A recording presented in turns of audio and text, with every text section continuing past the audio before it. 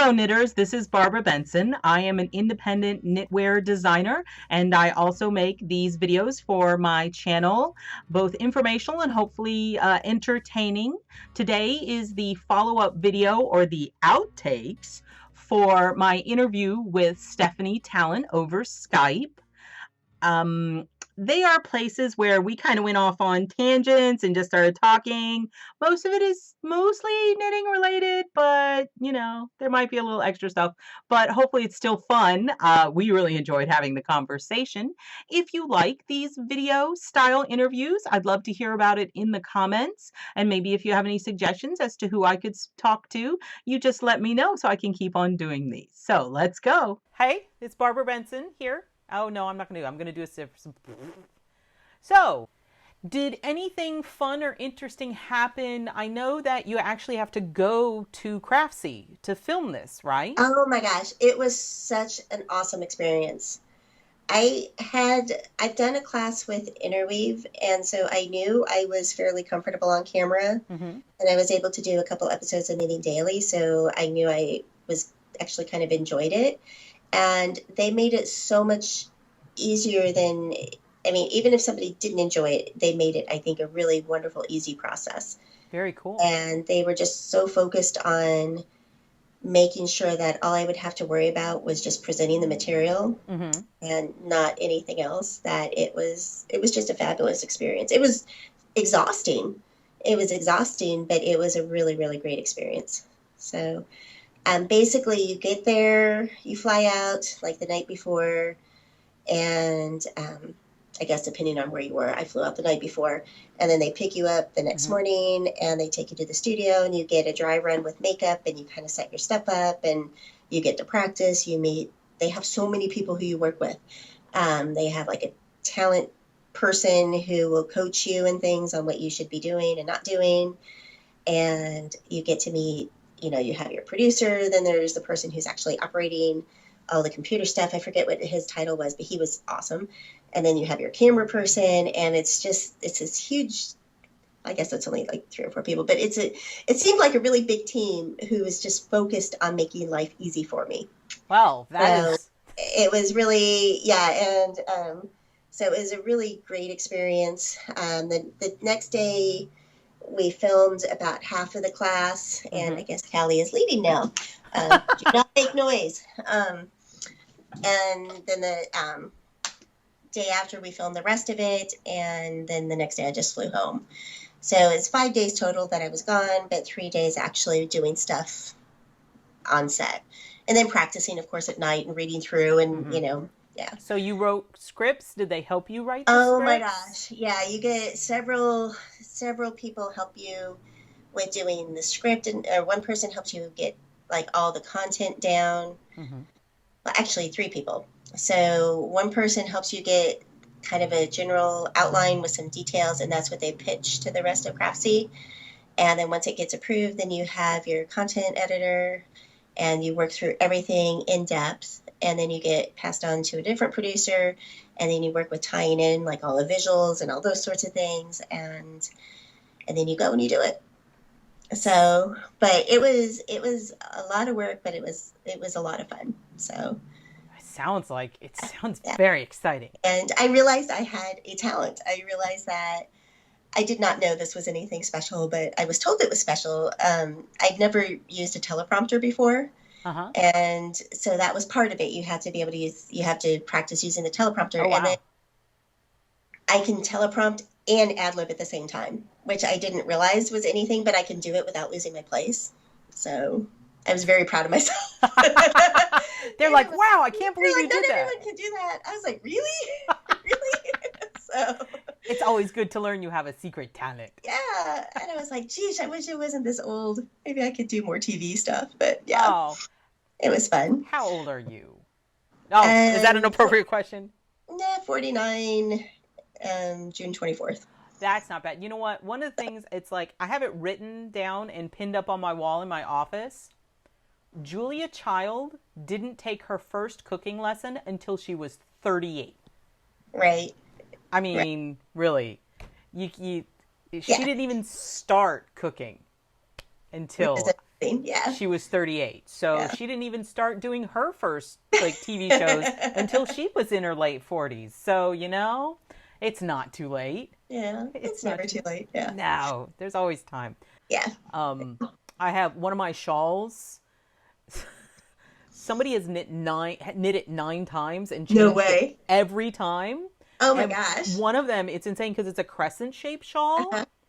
And she decided once she got down to the bottom, in a crescent shaped shawl, at the end you have so many stitches. Yeah. Yeah. She decided to put a ruffle on it. Oh, no way. So it was like she got to where I said stop and then essentially did knit one yarn over all the way around Oh and my then work gosh. this. I'm like, people would send me flaming bags of dog poo Right. if I was like, now Are you bind just up 2,000 stitches. Aren't you just like a teensy bit jealous that she got to play with the pattern and do so many iterations of it? I think it's hysterical. I'm like, hey, she got her money's worth out of that pattern. Yeah, she definitely did. And you know what? She loves knitting it, and that That has to make you happy when somebody's like, I love this pattern, and you're just like, that is why we do this, right? Exactly. And I totally understand because I knit continental. My right hand is like, duh.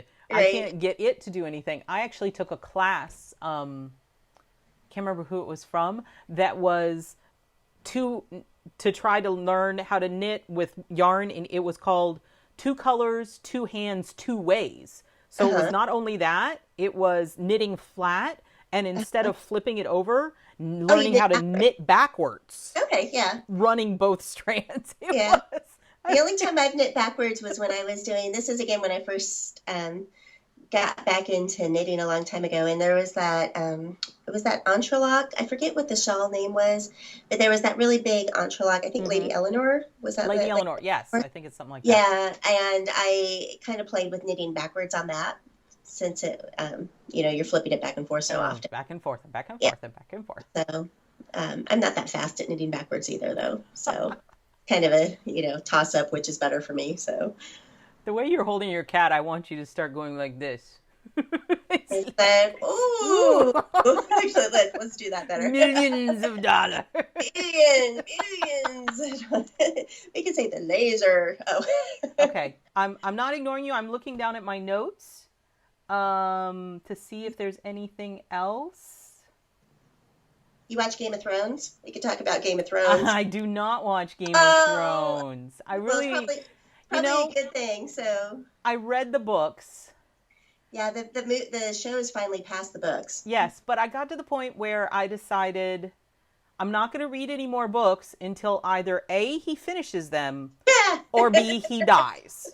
Because if he dies... He'll probably, I hate to say it. I don't know how good his health is. He'll probably die before he finishes. And that's what happened with the Wheel of Time series. Right. I kind of gave up on those a long time ago, but yeah. If he's not going to finish, I'm not going to read it anymore. With Game of Thrones, every time he comes out with a new book, I have to reread them all. Because I don't remember all the minutiae. I have to go through ain't nobody got time for that. Yeah. So. And I really don't read much anymore. I do most of my books audio now. Really? I have not adjusted to that. I still read, but I read usually on my iPad, like using the Kindle app. Yeah, well, I knit and read at the same time. I can do that on my Kindle. Yeah. I can do that. I can do that. Do it at the same time. If it's easy knitting, it's kind of like TV knitting. I can watch TV or a movie better knitting than I can read a book, but I'm almost there. So now I know that you have a full-time job. You work with animals, correct? Right. I'm a small animal veterinarian as well. That is so cool. I just split that in between. I do what's called locum tenens. I fill in at different clinics as necessary. So it's kind of like doing a substitute teaching sort of thing. Okay. So there's some clinics I work at regularly. Other clinics, they just call me when they need me. And that's how I kind of fill my schedule. Okay. So it's kind of ranges from part to full-time for that, depending on how busy I am. So, and how do you juggle your design work with the veterinary work?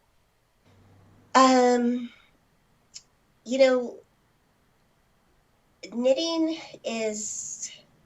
this is kind of the big disillusionment sort of thing. Knitting is now work for me. I don't really knit for fun anymore. Yeah. And some of the stuff with being an independent designer, there are so many things you need to attend to, like whether it's like your website or pattern layout or this, that, or the other. I also tech edit a little bit. And so I guess the point is between all these things that I'm juggling, I have a very bad work life split Balance, yeah. or balance. So there are times where I may get engrossed in something and really focused on something, and it'll be up to Dave, my husband, to make dinner. And, we get Blue Apron a lot. So it's like, okay, honey, just go make a Blue Apron, go make a Blue Apron. So it's really hard. If I'm at home, I feel like I should be at least knitting something, a swatch or a project or something. So I guess the answer is I don't do it very well. I'm very bad about taking time off and things like that. So I understand. Yeah, and sometimes a lot depends on what happens at the vet job too, whether if it's an easy, fun, nice day with lots of puppies and kitties, or if it's kind of one of those more sad days. Yeah. So that definitely, even though I've been a vet for almost 17 years, there are still days where it's really hard. So I can't even imagine. Yeah. So, and then I just, veg out in front of the TV and, cry over Game of Thrones or something. Is there anything else you like to binge watch? Oh, gosh. Let's see. Game of Thrones is the big one. We're trying to watch The Night Manager, but we just got a new cable provider, and we're missing episode 3. Oh, well, that's no good. Figure. Yeah, that's no good. And yeah, so that's kind of screwed up. So that was a new one that we were watching. I'm a big Buffy and Angel fan, so every once in a while I'll rewatch those on Netflix. Yes. Jessica Jones. I adore Jessica Jones. My husband likes that one. I have not seen it. Oh, it is so good. I love Kristen Ritter. I like first Daredevil season 1 better than the second season, but by the end of the second season, it kind of grew on me a little bit.